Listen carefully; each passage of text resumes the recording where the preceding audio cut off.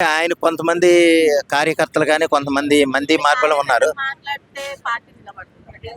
లేదమ్మా అలా నిలబడదు. పార్టీ నిలబడటం ఏంటంటే నిలబడటం అని కాదు. అంటే పార్టీ కేడర్‌కంటూ కొన్ని సలహాలు ఇచ్చేవాళ్ళు, ప్రోత్సహించేవాళ్ళు ఉండాలి కాబట్టి అధ్యక్షుడిగా ఈయనే మాట్లాడతారు ఏదో ఒకటి. అంటే కేడర్‌ని కాపాడుకోవాలి కాబట్టి. అందువల్ల ఏంటంటే లేకపోతే ఏమీ లేకుండా మాట్లాడకుండా ఉన్నారనుకోండి, ఎవరో పట్టించుకోవట్లేదు కదా! మనం నెమ్మదిగా జంప్ అయిపోదాం వేరే పార్టీకి అనుకుంటారు. కేడర్‌ని కాపాడుకునే విధంగా ప్రతిరోజు ఏదో ఒకటి మాట్లాడుతూనే ఉండాలి. ఈ పాదయాత్రలో ఏంటంటే గతంలో ఏంటంటే తన చెల్లిగారు ఉన్నారు, తల్లిగారు ఉన్నారు. ఈ సమయంలో ఏంటంటే ఎవరు ఉండే అవకాశం లేదు.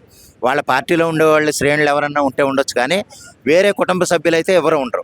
అదే విషయంలో ఇప్పుడు లిక్కర్ కుంభకోణం ఏంటంటే ఈరోజు విజయసాయిరెడ్డి గారు ఒకళ్ళు, మిథున్ రెడ్డి గారు ఒకళ్ళు ఈడీ ముందు హాజరై వచ్చారు కల్తీ మద్యం కేసులో. అదే సమయం కల్తీ మద్యం కేసులో ముఖ్య సూత్రధారి జగన్మోహన్ రెడ్డి గారు అన్న సంగతి అందరికీ తెలుసు. ఎందుకంటే కల్తీ మద్యం అనేది విజయసాయిరెడ్డి గారు చేసింది కాదు. కానంటే ఒక సూత్రధారిగా ఆయన ఒక అరెస్ట్ చేయడు, కానీ ముఖ్య సూత్రధారి అయితే మాత్రం వైఎస్ జగన్మోహన్ రెడ్డి గారే. అంటే